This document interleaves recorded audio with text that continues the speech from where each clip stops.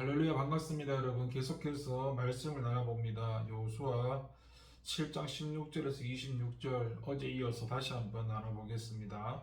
이에 여호수아가 아침 일찍 일어나서 이스라엘을 그의 지파대로 가까이 나오게 하였더니 유다 지파가 뽑혔고 유다 족속을 가까이 나오게 하였더니 세라 족속이 뽑혔고 세라 족속의 각 남자를 가까이 나오게 하였더니 삽디가 뽑혔고 삽디 가족 각 남자를 가까이 나오게 하였더니 유다 지파 세라의 증손이요 삽디의 손자 갈미의 아들인 아간이 뽑혔더라. 그러므로 여호수아가 아간에게 이르되 내 아들아 청하노니 이스라엘 하나님 여호와께 영광을 돌려 그 앞에 자복하고 내가 행한 일을 내게 알게 하라. 그 일을 내게 숨기지 말라 하니 아간이 여호수아에게 대답하여 이르되 참으로 나는 이스라엘 하나님 여호와께 범죄하여 이러이러하게 행하였나이다. 내가 노력한 물건 중에 신할산의 아름다운 외투 한 벌과 은이 100세겔과 그 무게가 50세겔 되는 금덩이 하나를 보고 탐내어 가졌나이다. 보소서 이제 그 물건들은 내 장막 가운데 땅속에 감추었는데 은은 그 밑에 있나이다 하더라. 이 여호수아가 사자들을 보내매 그의 장막에 달려가 본즉 물건이 그의 장막 안에 감추어져 있는데 은은 그 밑에 있는지라. 그들이 그것을 장막 가운데서 취하여 여호수아와 이스라엘 모든 자손이 가지고 오매 그들이 그것을 여호와 앞에 쏟아 놓음이라. 여호수아가 이스라엘 모든 사람과 더불어 세라의 아들 아간을 잡고 그 은과 그 외투와 그 금덩어리와 그의 아들들과 그의 딸들과 그의 소들과 그의 나귀들과 그의 양들과 그의 장막과 그에게 속한 모든 것을 이끌고 아고 골짜기로 가서 여호수아가 이르되 내가 어찌하여 우리를 괴롭게 하였느냐. 여호와께서 오늘 너를 괴롭게 하시리라 하니 온 이스라엘이 그를 돌로 치고 물건들도 돌로 치고 불사르고 그 위에 돌무더기를 크게 쌓았더니 오늘까지 있더라. 여호와께서 그의 맹렬한 진노를 그치시니 그러므로 그곳 이름을 오늘까지 아고 골짜기라 부르더라. 아멘. 여러분 어제 이어서 오늘 두 번째 이어서 말씀을 다시 한번 나눠봅니다. 21절에 보니까 우리는 이 눈에 보이는 것을 조심해야 되는데요. 21절에서 아간은 그가 취한 물건과 관련하여 보고 탐내어 가졌나이다 라고 지금 말씀합니다. 이 아간의 범죄는 바로 보는 것으로부터 행해졌는데, 다시 말해서 아간은 보지 말아야 할 것을 봄으로써 범죄에 빠지게 된 것입니다. 물론 여기서 지금 본다라는 것이 단순히 쳐다보는 것만을 의미하진 않고 여기에는 탐하는 그 마음이 내포되어 있습니다. 아무튼 사람이 보지 말아야 할 것을 보게 될 때 범죄에 빠지게 된다는 것이죠. 하와의 범죄도 마찬가지로 보지 말아야 할 그 선악과를 봄으로써 이루어졌는데, 하나님의 아들들도 보지 말아야 할 사람의 딸들도 봄으로써 범죄했습니다. 다윗도 이 밧세바의 목욕하는 장면을 보고 범죄했고, 이 견물생심이라는 말이 있는데 물건을 보면은 욕심이 생긴다는 뜻인데, 그만큼 우리의 눈이라는 것이 우리를 범죄로 몰아가기가 쉽습니다. 우리의 본성에는 안목의 정욕이라는 게 남아있기 때문인데, 그래서 눈을 통해서 들어오는 자극에 의해서 우리가 쉽게 범죄하게 되는 것입니다. 지금 우리가 살고 있는 이 시대는 참으로 이 보는 것을 조심해야 할 시대입니다. 요새는 유튜브나 할 거 없이 동영상이나 이런 걸 보면서 무슨 성범죄를 저지르거나 그걸 보고 또 따라하면서 어떤 폭력이나 살인이나 이런 것들이 언론이나 뉴스나 유튜브나 이런 게 너무나 익숙하게 많이 일어납니다. 그리고 신문 같은 데도 보면은 어떤 데에는 이렇게 이렇게 여인들의 어떤 야한 사진 같은 것도 우리가 그걸 보게 되면 우리의 악한 이런 본성을 자극하기도 하고요. 그러니까 어떤 이들은 아무튼 여러 가지 그런 것들을 자주 봄으로써 그것 때문에 또 무감각해질 수도 있다고 생각하는데, 그러나 그것은 큰 오산이지만 우리의 감각이라는 게 무디어지기보다는 오히려 우리에게 더 강렬한 것을 요구하게 됩니다. 그것은 무디어지는 것이 아니라 오히려 만족을 모르는 것이고, 이 전도서 기자가 말하기를 눈이라는 것이 보아도 족함이 없더라고 이 전도서 1장 8절에서 이야기하는데요. 이 아까 언급했던 그 다윗의 범죄에 얘도 그것을 증거합니다. 그는 통일왕국 이스라엘의 왕으로서 많은 여인들을 거느리고 있었지만은 이 안목의 정욕에 이끌려 그런 범죄를 그가 저지르고 만 것이죠. 물론 우리는 보지 말아야 할 것들을 완전히 보지 않고 살아갈 수는 없습니다. 그러려면 우리가 세상 밖으로 나가야겠지요. 저 사막이나 산속으로 홀로 떠나서 세상과 담을 쌓고 살아야 할 겁니다. 그러나 그것은 거의 불가능한 일일 뿐만 아니라 성경적이지도 않습니다. 그러면 보지 말아야 할 것들을 어쩔 수 없이 보게 될 때 우리는 어떻게 해야 할까요? 그것을 우리가 관심을 가지고 바라보지 말아야 합니다. 사실 단순히 보는 것만으로는 범죄하진 않는데 그것에 우리가 관심을 가지고 생각하고 집착할 때 비로소 구체적인 범죄가 행해지는 것입니다. 새가 머리 위로 지나가는 것은 어쩔 수 없지만은 그 새가 머리에 둥지를 트는 것은 바로 그 사람의 책임입니다. 우리는 먼저 자신의 본성이 이렇게 탐욕적이고 악하다는 것을 인정해야 되고, 그래서 보는 것으로 인해서 이러한 본성을 자극하지 말아야 되고, 보는 것을 조심하고 경계한다면 우리는 많은 범죄의 유혹으로부터 벗어날 수 있을 것입니다. 계속해서 25절에 보니까 이 모든 범죄의 동기는 바로 탐욕에서 시작되는데, 25절에 보니까 이 이스라엘 백성들은 범죄자 아간을 돌로 치고 그의 가족과 그에게 속한 모든 것들도 돌로 친 다음 불살랐다 했는데요. 참으로 이게 무서운 형벌을 받은 것이죠. 아간의 범죄는 이 하나님의 것을 도둑질한 것이었습니다. 이것은 물론 참 무섭고도 큰 죄고, 구약에서 돌로 치는 것은 대체로 하나님께 대한 범죄에 내려지는 형벌이었습니다. 물론 모든 죄가 다 악한 것이고 하나님께 대한 것이기에는 하지만은 직접적으로 하나님께 범죄한 경우에는 이렇게 극형에 처해졌던 것인데, 그럼 아간은 왜 이런 큰 죄를 저질렀을까요? 우리는 아간이 하나님을 몰랐다고 생각해서는 안 됩니다. 그는 하나님을 몰라서 범죄한 것이고, 우리는 하나님을 아니까 감히 하나님의 것을 도둑질하는 일은 없을 거라고 그렇게 생각해서는 안 된다는 것인데요. 아간은 그 당시에 전쟁에 나갈 수 있는 나이였고, 더욱이 그에게는 아들들과 딸들도 있었고, 다시 말해서 그는 광야 생활을 통해서 충분히 하나님의 살아계심과 그 능력을 체험을 했습니다. 그럼에도 불구하고 그는 하나님의 것을 도둑질했는데 그 이유가 대체 무엇일까요? 바로 탐욕 때문이었습니다. 이 탐욕이 그의 마음을 둔하게 하여 하나님의 이 공의로우심을 알고도 범죄에 빠지게 한 것인데요. 이처럼 모든 범죄는 탐욕에서부터 출발이 됩니다. 하와는 선악을 알게 하는 나무의 과실을 먹는 날에는 눈이 밝아져 하나님과 같이 된다는 그 사단의 말에 탐욕을 품고 그 과실을 먹었습니다. 다윗은 남의 아내를 탐내어서 밧세바와 동침하였고, 이 욕심이라는 것이 사람의 눈을 멀게 합니다. 돈에 대한 욕심으로 사람을 죽이기도 하고, 권력이나 명예에 대한 욕심으로 온갖 불법을 자행합니다.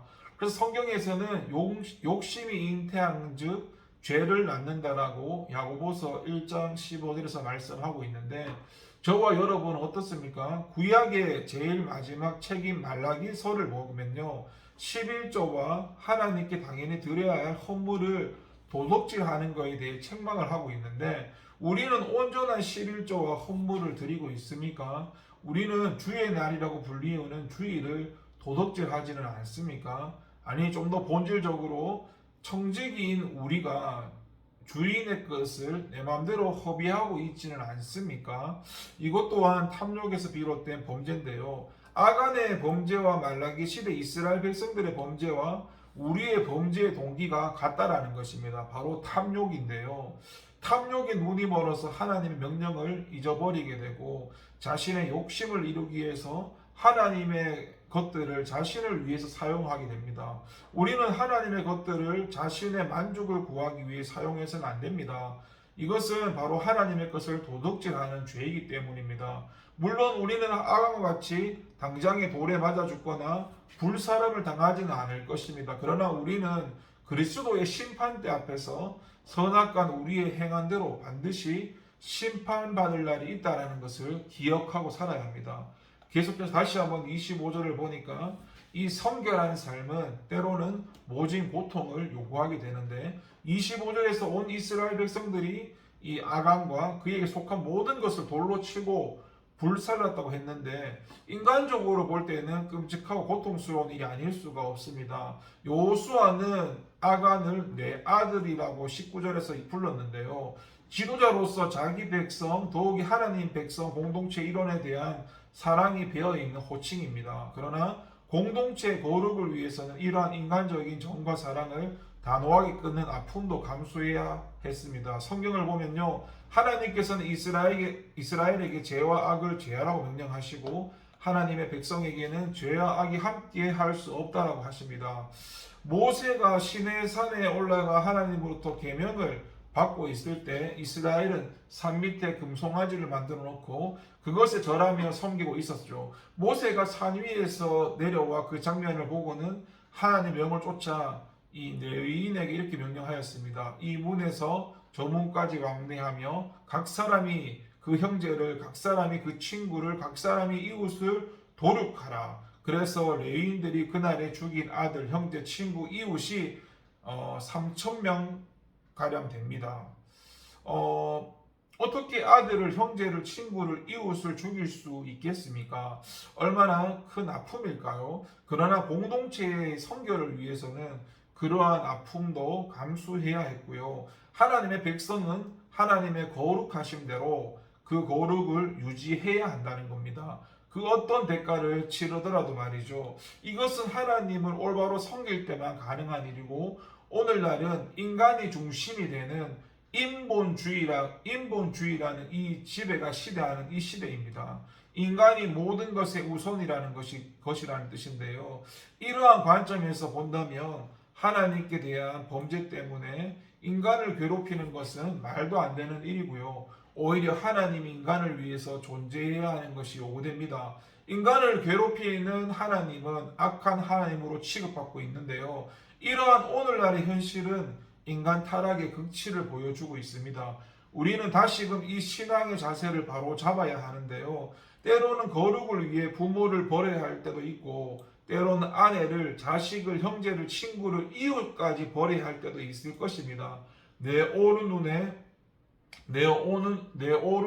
떼어 버려야 할 때도 있고 내 오른 손을 찍어 내버려야 할 때도 있을 것입니다. 그럴지라도 그러한 아픔을 감수하고서라도 우리는 성결을 유지하지 않으면 안 되는데요. 그것이 하나님의 백성을 인정받는 길이고 하나님의 백성 어떠한 경우에도 죄는 단호히 제거해야 한다는 것입니다. 계속해서 26절에서 죄는 반드시 대가를 요구합니다. 26절에 보면 여호와께서 그 극렬한 분노를 그치시다고 했는데요. 이것은 아간과 그에게 속한 모든 것을 돌로 치고 불사른 후에 되어진 일입니다.